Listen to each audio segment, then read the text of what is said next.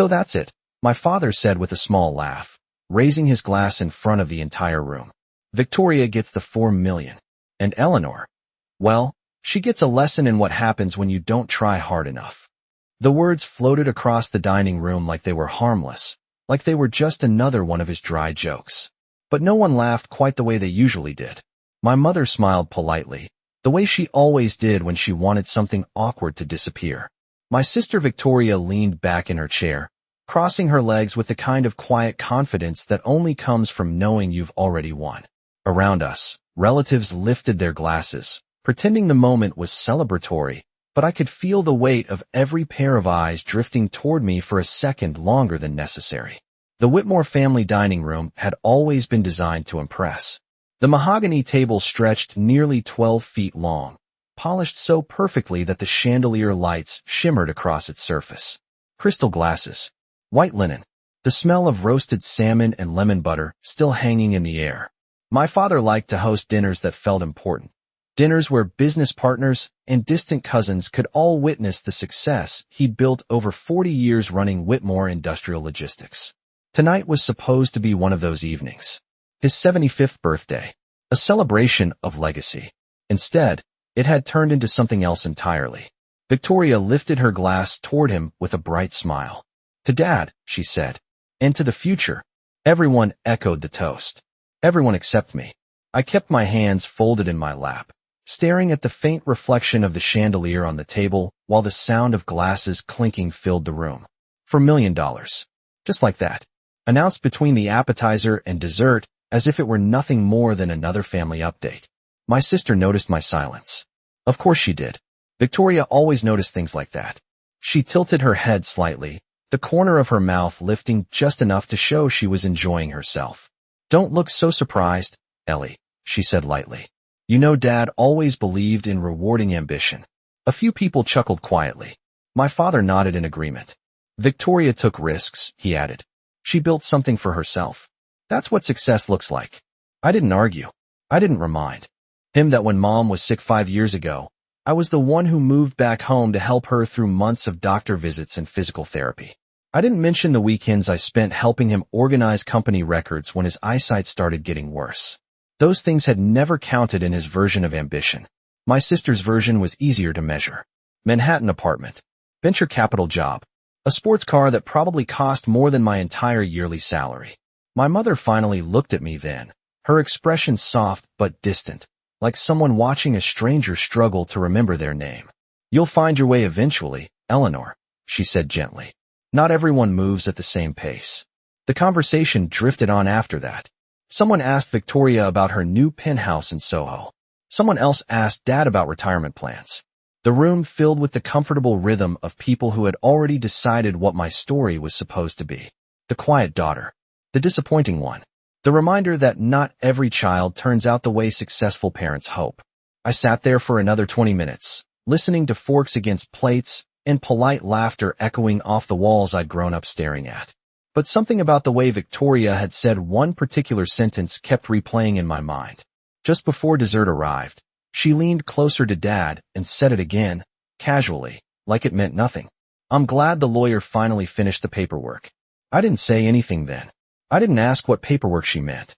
But that was the moment the entire evening changed for me. Because I had never heard a single word about any paperwork. And in a family that had spent 40 years building a business empire, paperwork was never something that appeared by accident. I left the house about 30 minutes after dessert was served. No one stopped me. No one asked where I was going. In a family like mine, silence had always been the easiest way to end an uncomfortable moment. The night air outside felt colder than it should have for early May in Connecticut, and for a few seconds I stood at the bottom of the wide stone steps, just breathing, letting the quiet settle around me. The Whitmore house sat on almost 2 acres of land, a place my parents had bought when I was 9 years old. Back then it had felt enormous, like something out of a movie. Long driveway, white columns across the front porch. A fountain my father insisted was tasteful. Growing up here meant growing up with the constant message that success was the most important thing a person could achieve. My father liked to say that the world only respected results. Victoria understood that rule early. She chased internships in New York while she was still in college, wore tailored suits before most people our age owned a real coffee maker, and spoke about venture capital the way other people talked about sports. When she was 27, she landed a position at a financial firm in Manhattan, and suddenly the entire family talked about her like she had already become a legend. I took a different path. Not a dramatic one, just a quieter one. After graduating from the University of Connecticut with a business administration degree, I accepted a steady operations job at a regional logistics company about 40 minutes from where my parents lived. The salary was modest, the work predictable, and the office building looked exactly like 100 other office buildings across New England. Beige walls, fluorescent lights, coffee that tasted like it had been sitting on the burner since sunrise. But I liked the stability. I liked knowing that every month my rent would be paid and my car loan would slowly shrink instead of grow. 5 years ago, when my mother began having health problems, stability turned into something else. She needed help getting to appointments in Hartford twice a week. She needed someone to organize medication schedules and sit beside her during long physical therapy sessions that lasted nearly 2 hours each time. My father handled the financial side of things the way he always handled everything in his life. Efficiently. From a distance. Victoria called occasionally from New York and sent flowers with handwritten notes that said things like thinking of you both. I moved back into my old bedroom and stayed there for 8 months. I drove my mother to every appointment. I sat in waiting rooms flipping through magazines from last year while doctors explained treatment plans in calm voices. When she finally recovered enough to live normally again, I returned to my apartment and my job and my routine. No one ever described that time as ambition. Tonight had made that very clear. I reached my car and unlocked the door, but did not get in right away. Instead, I leaned against the cool metal and stared back toward the house, where warm light glowed through tall windows. Victoria was probably still inside talking about her new penthouse. My father was probably describing investment strategies to one of my cousins. Life would continue exactly as it always had, except for one thing that would not stop echoing in my mind. The lawyer finished the paperwork. Victoria had said it so casually that most people at the table probably never noticed. But in a family where every contract, every asset, every decision passed through layers of legal documents, the word paperwork carried weight. My father did not move millions of dollars without lawyers. He did not create financial plans without signatures and sealed envelopes and quiet meetings in downtown offices. Yet somehow all of that had happened without a single conversation that included me. I finally sat in the driver's seat and closed the door. The dashboard clock read 9:23. For a long moment, I just stared at the numbers glowing softly in the dark. Then I reached for my phone and opened my contacts list. There was one name I had not called in years. Daniel Harper, my father's attorney. I hesitated for a second, remembering the last time I had seen him sitting at our kitchen table reviewing company paperwork with my father while they spoke in the careful language lawyers use when money is involved. I did not know exactly what question I was going to ask him, but I knew one thing with absolute certainty. In the Whitmore family, paperwork always told the real story. The next morning I woke up earlier than usual, not because I had slept well, but because my mind refused to stay quiet. The clock beside my bed read 6:12 when I finally gave up pretending I could rest. Pale morning light was just beginning to slide through the blinds, painting thin stripes across the wall of my apartment. For a moment, I simply lay there listening to the distant hum of traffic from the highway about half a mile away. Mornings had always been predictable for me. Coffee maker, shower, commute. But today the routine felt different, as if something invisible had shifted during the night. The sentence Victoria had spoken at dinner kept replaying in my head with the same calm certainty she used when announcing something that had already been decided long before anyone else heard about it. The lawyer finished the paperwork. I got up and walked into the kitchen, the floorboards cool under my feet. My apartment was small compared to the house I grew up in, but I had always liked it that way. 1 bedroom, narrow kitchen, a window that faced a line of maple trees that turned bright red every October. I filled the coffee maker with water and measured out 2 scoops of ground beans while the silence in the room stretched longer than usual. Normally my thoughts in the morning focused on the day ahead. Emails waiting at the office. Shipping reports that needed to be reviewed. Conference calls with warehouse managers in Pennsylvania or Ohio. Today my thoughts stayed fixed on something else entirely. Paperwork. Lawyers. Trusts. financial plans that somehow existed without my name attached to them. The coffee machine clicked softly as it started brewing, and the familiar smell filled the kitchen. I leaned against the counter and watched steam rise from the cup as I poured it. When I finally picked up my phone again, the contact I had stared at the night before was still there. Daniel Harper. I had not spoken to him in almost 4 years. The last time had been shortly after my mother recovered from her illness. He had stopped by the house to review some corporate documents with my father, and during a quiet moment he had asked me how things were going at work. Daniel had always been one of those lawyers who looked more like a college professor than someone who negotiated multi-million-dollar contracts. Gray hair that never seemed perfectly combed.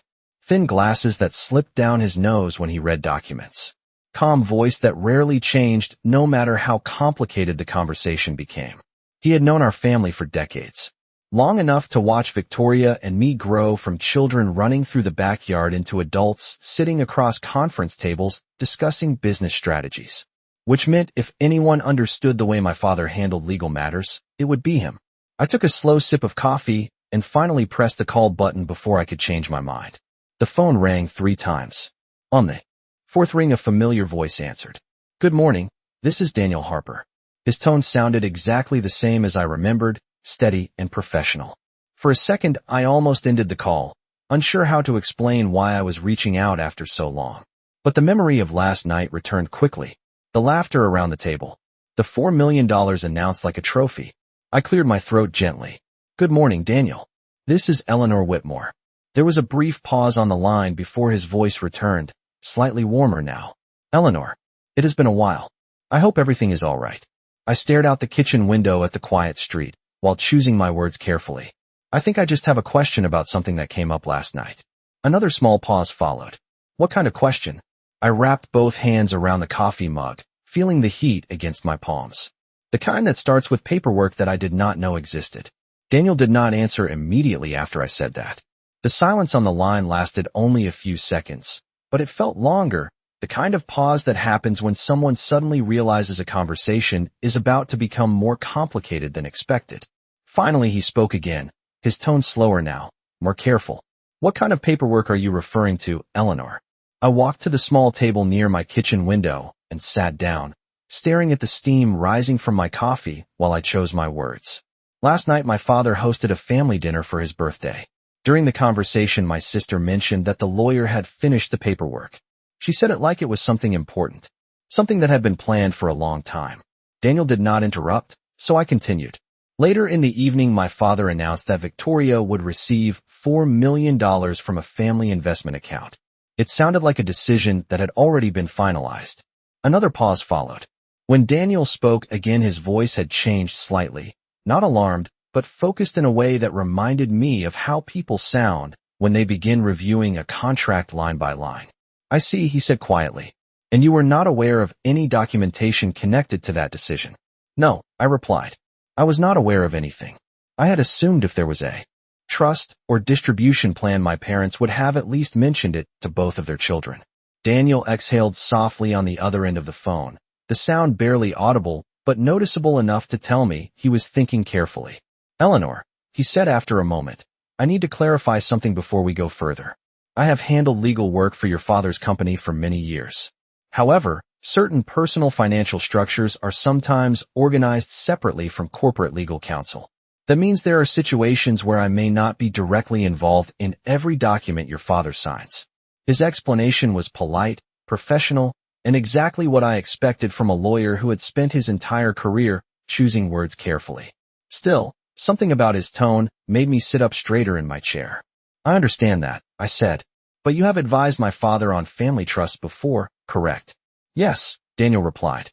"I have helped review several estate planning drafts over the years. My father believed strongly in structured inheritance planning. That was not surprising.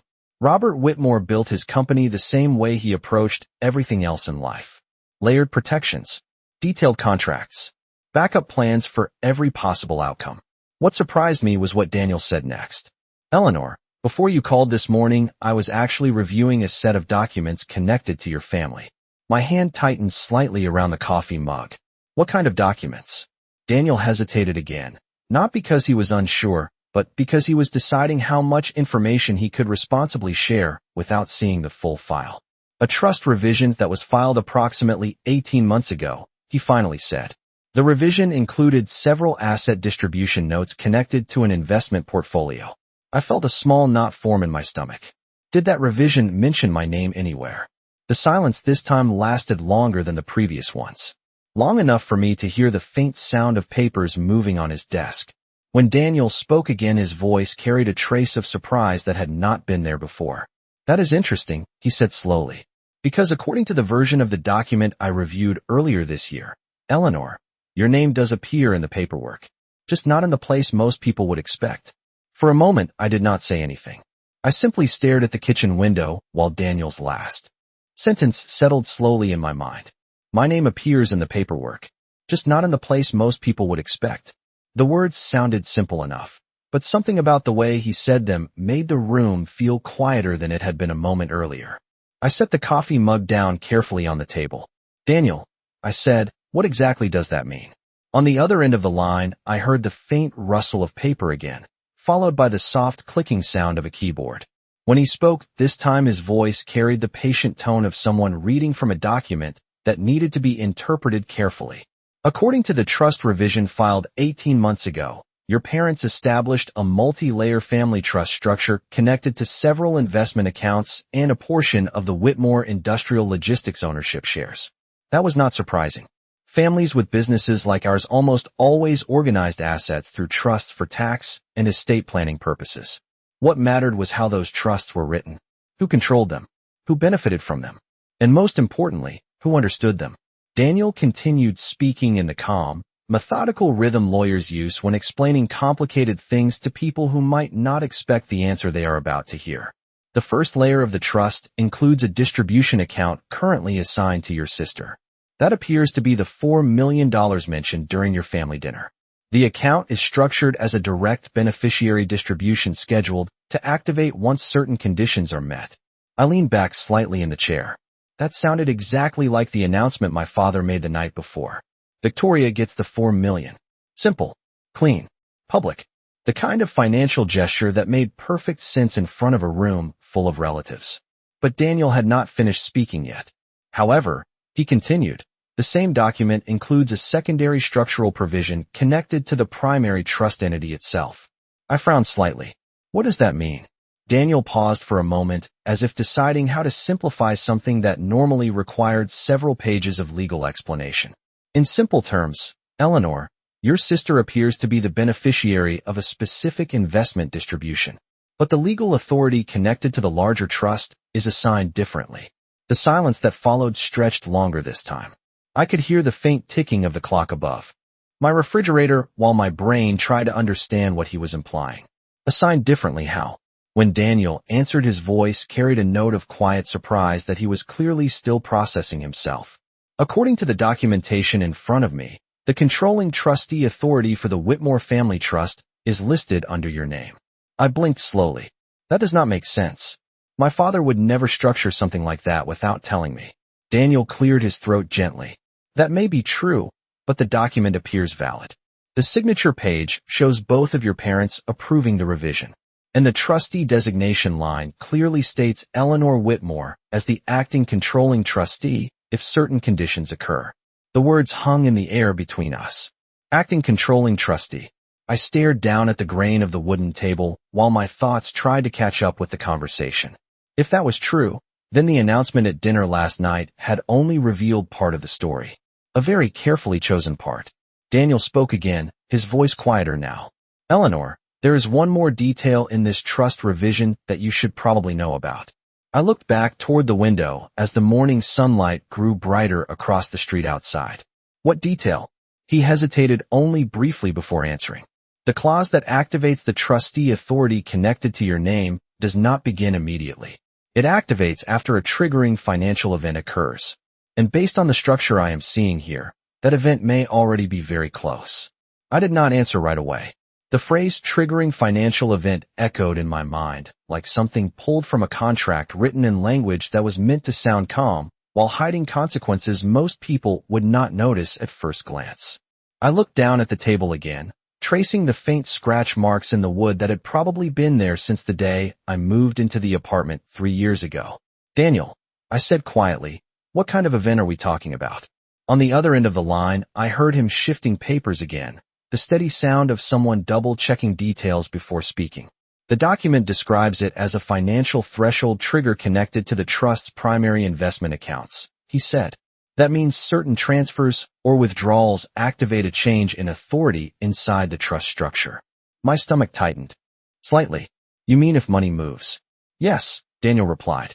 "If a specific amount is distributed from the investment account assigned to your sister, the controlling trustee authority listed under your name becomes active." I leaned back slowly in my chair. The kitchen suddenly felt smaller than it had a few minutes earlier. "So the $4 million. That counts as a distribution." Daniel did not hesitate this time. "Based on the language of the document, yes. It likely does." A long silence followed while I processed what that meant. Last night my father had proudly announced that Victoria would receive the $4 million investment distribution. Everyone at the table had treated it like a celebration of her success. A reward. A symbol that she had become the heir everyone expected her to be. But if Daniel was reading the document correctly, that same transfer might also trigger something else entirely. Something no one at that dinner table had mentioned.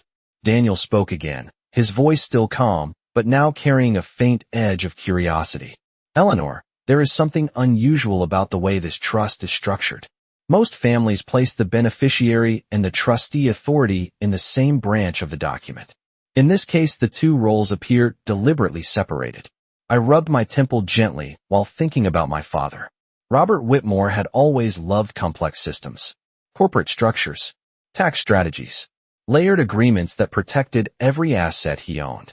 When I was younger, he used to say that the smartest plans were the ones people did not fully understand until they needed to. "Are you saying my father set this up on purpose?" Daniel answered carefully. "I cannot speculate about his intention without reviewing the entire file, but the structure suggests he anticipated a situation where a large distribution would occur first, and then control of the broader trust would shift immediately afterward." I looked out the kitchen window again. A delivery truck rolled slowly down the street, while a neighbor walked her dog past the row of mailboxes. Everything outside looked completely normal, which made the conversation inside my apartment feel even stranger. "If the distribution happens," I said slowly, "what exactly does the trustee control include?" Daniel exhaled quietly before answering. "The trustee oversees the trust assets themselves. That includes investment accounts, property allocations, and certain corporate shares connected to Whitmore Industrial Logistics. In other words," he continued, "the trustee does not simply receive money. The trustee decides how the rest of the trust operates." I felt a strange mix of disbelief and clarity settle into my thoughts at the same time. Last night my father had stood at the head of the table and told everyone exactly what they expected to hear. Victoria gets the $4 million. Eleanor is the quiet disappointment. But if the document Daniel was reading was accurate, the real story might not have been announced at that dinner table at all. Daniel spoke again after a moment. "Eleanor, there is one more thing you should probably know before we go any further." I straightened slightly in the chair. "What is that?" His voice lowered just enough to suggest the detail mattered more than the rest. "According to the timestamp on the trust activation notice, the financial transfer connected to your sister's distribution request was submitted to the bank late yesterday afternoon, which means the triggering event we just discussed may already be in motion." For several seconds I did not speak. The idea that the transfer might already be in motion made the quiet kitchen around me feel strangely distant, as if the room itself had stepped back while my mind tried to catch up with the situation unfolding somewhere far beyond my small apartment. Late yesterday afternoon would have been only a few hours before my father's birthday dinner began, which meant that while everyone sat around that long mahogany table celebrating Victoria's success, the paperwork Daniel described might already have been moving through the banking system. I looked down at the phone resting against my ear and asked the only question that made sense in that moment. "Daniel, if the transfer request was submitted yesterday, how long does something like that usually take?" He answered calmly, the way someone does when explaining a process that is routine for them, but unfamiliar to the person listening. "For large distributions connected to a trust, the bank typically reviews the request within 1 business day. If the documentation is complete and approved, the The funds are released shortly after. I did a quick calculation in my head. It was just past 7 in the morning, which meant the banks would open in a couple of hours. If the request had already been processed overnight, the entire situation could change before lunchtime.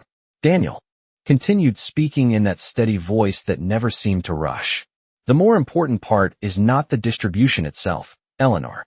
The more important part is the trust activation sequence connected to that distribution. According to the structure in this document, once the bank confirms the withdrawal, the controlling trustee authority transfers automatically to the person named in the secondary clause. That person is you.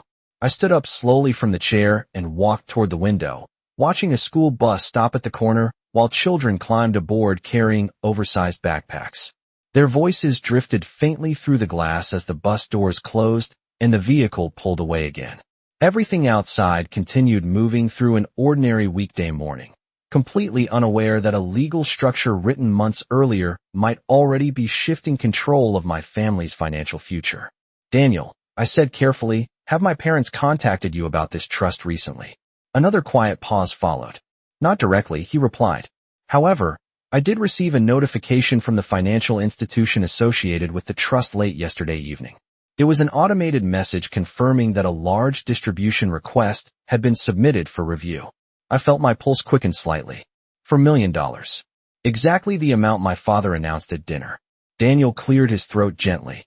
Normally that type of notification would not concern me. But when you called this morning asking about the trust structure, I decided to review the file again before returning your call. That is when I noticed the clause connected to your name. I leaned my shoulder against the wall beside the window. If the bank approves the transfer today, what happens next? Daniel did not hesitate. Once the withdrawal is confirmed, the trustee activation notice will be issued automatically.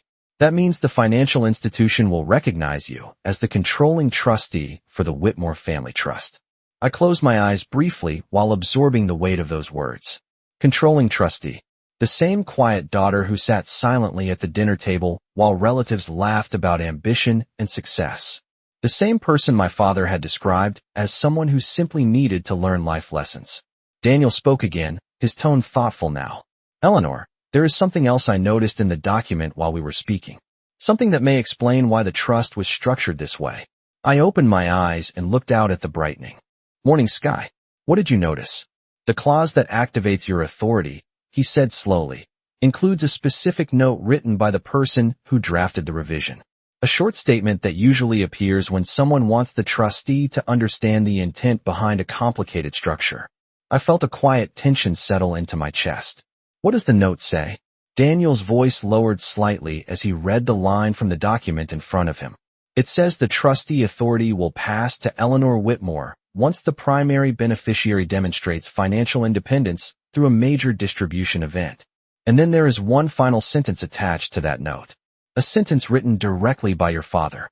For a moment I did not breathe. The words Daniel had just spoken seemed to settle slowly into the quiet air of my apartment, heavy and deliberate, like something that had been waiting years to be read out loud. A sentence written directly by my father. I pressed my fingers lightly against the edge of the kitchen counter while staring out at the street below. Daniel, I said quietly, what does it say? On the other end of the line, I heard him adjust the paper again, the soft rustle of a document being lifted closer to read more carefully. When he spoke, his voice carried the steady tone of someone quoting a legal note word for word. The sentence reads as follows. Trustee authority is granted to Eleanor Whitmore upon completion of the first independent distribution to the primary beneficiary.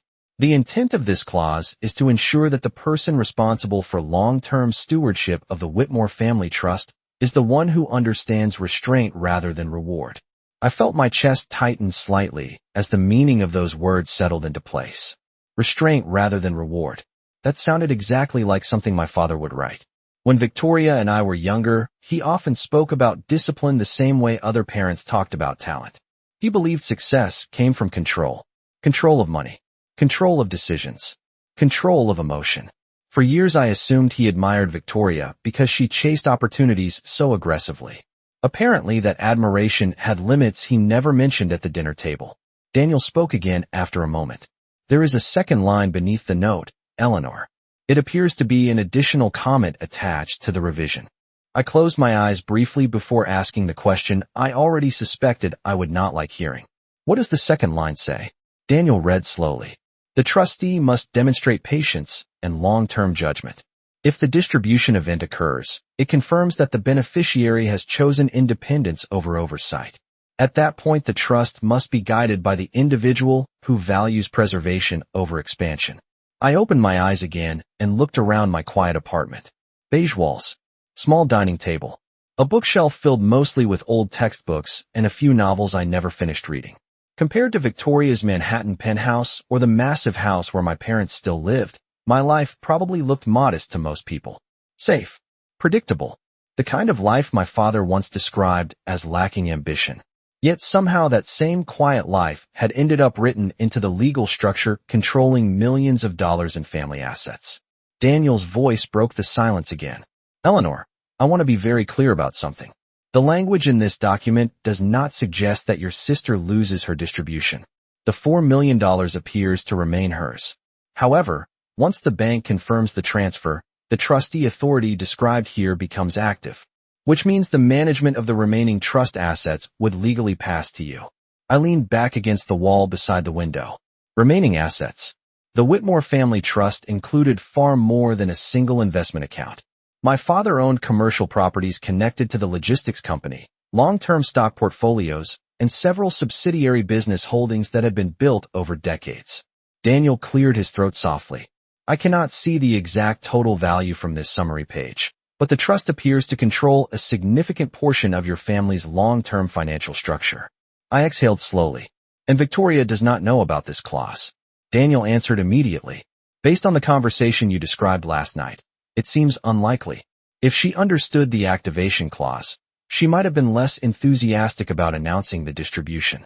I glanced at the clock on the wall. 8:17 in the morning. Banks would open soon.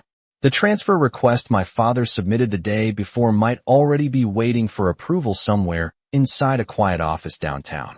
Daniel spoke again, more cautiously now.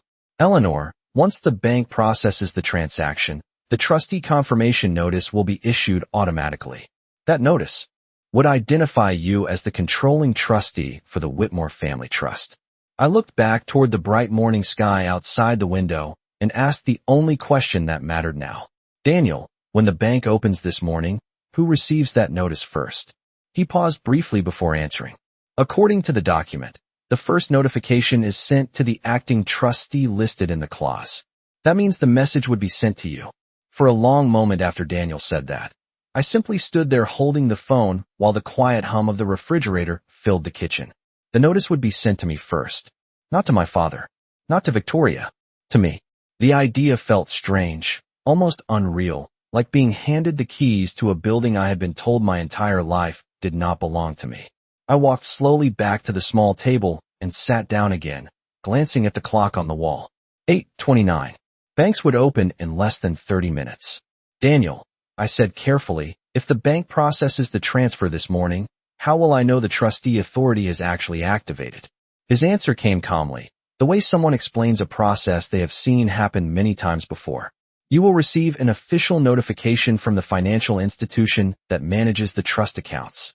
It will likely arrive by email first, followed by a secure document request asking you to verify your identity and confirm acceptance of the trustee role. I let that sink in while looking at my phone resting on the table in front of me. The same phone I used to check grocery lists and work emails might soon receive a message confirming control over a trust that had shaped my family's financial decisions for decades. Daniel continued speaking. Once you confirm acceptance, the institution will provide access credentials for the trustee dashboard connected to the trust. That system allows the trustee to review asset allocations, approve investment adjustments, and authorize certain financial actions connected to the trust structure. I almost laughed quietly at the thought of it. Yesterday evening, I had been sitting silently at the end of a long dining table listening to relatives agree that my sister deserved millions while I needed life lessons. Now I was being told that the same legal structure might quietly place me in charge of everything surrounding that money. The contrast felt almost absurd. Daniel cleared his throat gently. Eleanor, I want to emphasize that none of this removes the distribution your sister is receiving. The $4 million appears to be structured as a direct beneficiary transfer that remains hers regardless of what happens with the trustee authority. I nodded, even though he could not see me. I understand that. His explanation made sense. The trust was not designed to punish Victoria. It was designed to test something. My father's note had made that clear. Independence through a major distribution event. In other words, once Victoria took the money and stepped into her own financial world, the responsibility for protecting the rest of the family structure shifted somewhere else. I stood again and walked toward the sink, staring out the window while sunlight reflected off the windshields of parked cars along the street. Daniel, I said after a moment, did my father write anything else in that note? Daniel shuffled the paper again before answering. There is a short closing remark beneath the clause. It is not technically part of the legal instruction, more of a personal statement attached to the revision file. I felt a quiet tension return to my chest. What does it say? Daniel read slowly, as if he understood the weight behind the words. It says the child who waits is often the one who understands what something is worth. The child who rushes only proves what they are willing to spend. I closed my eyes briefly when I heard that sentence. It sounded exactly like the kind of lesson my father believed in, the kind he rarely explained directly. Instead, he built the lesson into systems people only discovered later. Daniel spoke again after a moment. Eleanor, it is now 8:45. If the bank reviews the transfer when they open this morning, the activation notice could arrive at any time. I looked down at my phone lying on the table. The screen was dark and silent. A completely ordinary object waiting to deliver a message that might quietly change the balance of power inside my family forever. I did not move far from the table after the call ended. Daniel had said the notice could arrive at any time, and somehow the idea of stepping away from my phone felt like walking out of the room while something important was about to happen. The kitchen clock ticked steadily toward 9 o'clock, while the quiet of the apartment stretched around me. Outside, the neighborhood had fully awakened. Cars rolled down the street toward the highway. A delivery van stopped across the road, while a driver carried packages toward a row of townhouses. Ordinary life continued at its usual pace, completely unaware that a legal mechanism written months earlier was about to activate somewhere inside a bank's computer system. I poured another cup of coffee, but barely tasted it as I sat down again and watched the dark screen of my phone. 9:02. The bank would be open now. Somewhere in a quiet office downtown, an employee might already be reviewing the distribution request connected to the Whitmore Family Trust. For $1 million moving from one account to another probably looked routine on paper. But hidden behind that transfer was the clause Daniel had just explained, a line of legal language that quietly shifted control of everything else. I glanced again at the window, remembering the dinner table the night before. Victoria leaning back in her chair with that confident smile. My father raising his glass while announcing the distribution like a reward ceremony. The entire room had treated the moment as if the story was simple. Victoria succeeded. Eleanor learned humility. The script had seemed perfectly written for everyone in that room. Except the script apparently had a second act no one had mentioned. At 9:11 my phone vibrated once against the wooden table. The sound was small but unmistakable. For a second I did not touch it. I simply stared at the screen as it lit up with a notification banner across the top. Secure Trust Services notification. My pulse quickened slightly as I picked up the phone and unlocked it. The message preview showed only a short line of text. Trustee activation notice available. Please verify identity to access document. I felt the quiet weight of the moment settle around me. Somewhere inside the Whitmore family financial structure, the system had already responded to the transfer request. I opened the secure message and followed the authentication instructions, entering my full name, date of birth, and the verification code sent to my email a few seconds later. The screen paused briefly while the system processed the request.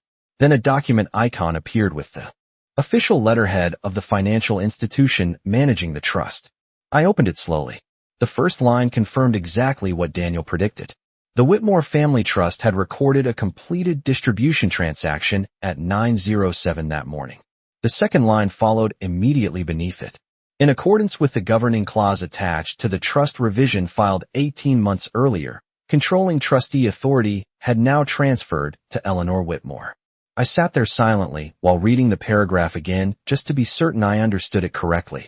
The document explained that as acting trustee, I now held oversight authority for the remaining trust assets, including investment portfolios, corporate shares associated with Whitmore Industrial Logistics, and several property holdings listed in the attached appendix. The total asset value was summarized on the final page. I stared at the number for several seconds before leaning back slowly in the chair. The amount was far larger than the $4 million announced at the dinner table the night before. My phone vibrated again before I could fully process the figure. This time the caller identification displayed a name I knew immediately. Victoria. I watched the screen ring while imagining the moment she must have just experienced. Somewhere in New York, she had probably opened her banking app expecting to see a celebration of her new wealth. Instead, she may have noticed something else moving quietly behind the scenes. The phone continued ringing across the table while sunlight filled the kitchen window beside me. For the first time since last night's dinner, I finally understood what my father had built into that trust structure. He had never been rewarding one daughter while dismissing the other. He had simply been waiting to see which one would reveal who they really were once the money started moving. The phone continued ringing on the table, the screen glowing with Victoria's name while the morning sunlight spread slowly across the kitchen floor. I watched it vibrate for a few seconds before finally picking it up. The moment I answered, her voice came through the speaker sharp and breathless, nothing like the confident tone she used at dinner the night before. "Eleanor," she said, "what did you do?" I did not answer immediately. Instead, I leaned back in the chair and looked again at the document still open on my phone, the line confirming trustee authority sitting quietly at the top of the screen. "I have not done anything, Victoria," I replied calmly. There was a brief silence on the other end of the call before she spoke again, faster now. "That is not possible. My bank account shows the transfer from the trust. The $4 million is there. But something else changed. My access to the family trust portal is gone." I felt a small sense of clarity settle in my chest. The system had moved exactly the way Daniel described. The distribution went to Victoria. The control moved somewhere else. "I imagine the system updated after the transfer was completed," I said. Another pause followed, longer this time. When she spoke again, her voice had shifted from confusion to suspicion. "Did you talk to Dad about this?" "No," I said. "I have not spoken to him today." She exhaled sharply. "Then why does the trust portal say you are the controlling trustee now?" The words hung between us in the quiet kitchen. For years my sister had spoken about the family finances as if they were a future already promised to her. She studied markets. She worked in investment firms. She talked about expansion and acquisitions the way other people talked about weekend plans. In her mind, the Whitmore assets were simply the next opportunity waiting to be managed. Apparently, she had never seen the clause my father wrote 18 months earlier. "Victoria," I said slowly, "did Dad ever explain how the trust was structured?" "No," she replied immediately. "He said the estate plan would reward whoever proved they could build something meaningful." I almost smiled at that sentence because it sounded exactly like something my father would say, while leaving the real explanation hidden in paperwork most people never read carefully. "The trust revision was filed a year and a half ago," I told her. "There is a clause connected to your distribution." Another pause filled the line. "What clause?" I glanced again at the paragraph Daniel read earlier that morning, the one describing restraint and long-term stewardship. The clause says the person who receives the first independent distribution confirms their financial independence. Once that happens, the trustee authority shifts to the person responsible for protecting the rest of the trust. I could almost hear her processing that information in real time. "You were saying Dad planned this." I did not answer directly. I simply repeated the sentence written beneath the clause. "The trustee must value preservation over expansion." Victoria went quiet again, but this silence felt different. Less confused. More reflective. Finally she spoke, her voice lower than before. "So the $4 million was never the real prize." I looked around my modest apartment once more, the same quiet space where I had spent years building a life that never impressed anyone at the Whitmore dinner table. "Apparently not," I said. "According to the trust document, the real responsibility begins after the money moves." I remained seated for a moment after the call ended, the quiet hum of the apartment settling around me again. Victoria had not argued after that last sentence. She had simply gone silent for several seconds, as if the realization was slowly rearranging the story she had believed her entire life. Eventually, she said she needed to speak with Dad and ended the call without another word. I placed the phone on the table and looked once more at the trustee confirmation document glowing softly on the screen. The numbers on the final page still looked unreal, not because I suddenly felt wealthy, but because I understood what the responsibility actually meant. The Whitmore Family Trust was never designed as a prize. It was a system meant to survive long after the excitement of any single financial success disappeared.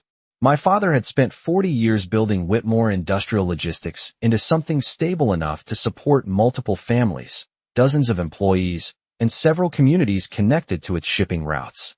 That kind of structure did not survive on ambition alone. It survived on patience. I thought back to something he used to say when Victoria and I were younger and arguing about small things at the dinner table. The person who protects the table is more important than the one who grabs the largest slice. At the time, it sounded like one of those quiet lessons adults repeat without expecting children to understand. Now I realized he had built that philosophy into the trust itself. I picked up the phone again and opened the trustee portal link included in the secure message. After another verification step, the system displayed a dashboard listing the major categories of assets held by the trust. Commercial real estate connected to several distribution centers. Long-term investment portfolios spread across conservative index funds and industrial infrastructure holdings.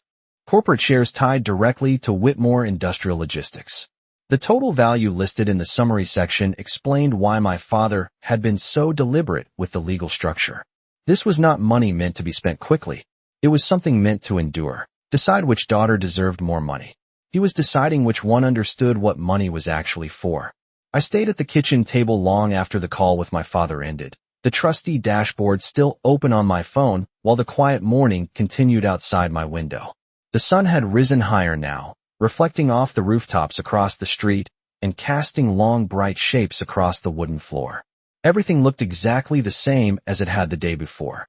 The same apartment, the same small table, the same ordinary life that had never impressed anyone sitting around my parents' dining room.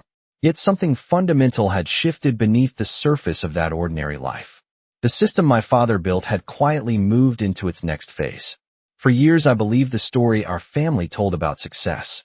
Victoria was the ambitious one, the bold one, the one who chased opportunity with confidence and energy. I was the cautious one, the quiet one, the daughter who preferred stability over risk. At family dinners, those differences were always treated as proof that one of us understood the world better than the other. But now I realized my father had never been measuring us by those simple labels. He had been watching something deeper. Not who chased money the fastest, but who understood what money was meant to protect. I scrolled slowly through the trust dashboard again, reading the descriptions of each asset category more carefully this time. Warehouses connected to shipping routes in Ohio and Pennsylvania. Investment portfolios tied to infrastructure funds designed to grow slowly over decades. Properties purchased years earlier that now supported distribution hubs for multiple companies. None of it looked like the kind of fortune that could be celebrated at a dinner table. It looked like something built piece by piece over an entire lifetime. Something that required patience more than applause. My phone vibrated once more, but this time it was not a call. It was a message from Victoria. I opened it slowly, unsure what I expected to read. The message was short. I did not know about the clause. Dad never showed me the full document. I stared at the sentence for a moment before typing a response. I believe that. She replied again a minute later. I thought the $4 million meant he trusted me more. I looked down at the trustee confirmation. Notice still displayed on my screen. According to the system my father designed, the opposite had always been true. The distribution was not a reward. It was a test. I typed another message and sent it. The money proves independence. The trust proves responsibility. Several minutes passed before her final reply appeared. Then I guess we both learned something today. I set the phone down after reading that line and leaned back in my chair again. Outside, the street continued moving through its normal rhythm of weekday life. Cars passing, doors closing, neighbors heading toward work. No one looking up at the quiet apartment window where the control of the Whitmore Family Trust had just changed hands without ceremony or celebration. And for the first time since my father raised his glass at dinner the night before, I understood the real lesson he had been teaching all along. Money reveals character, but responsibility reveals truth.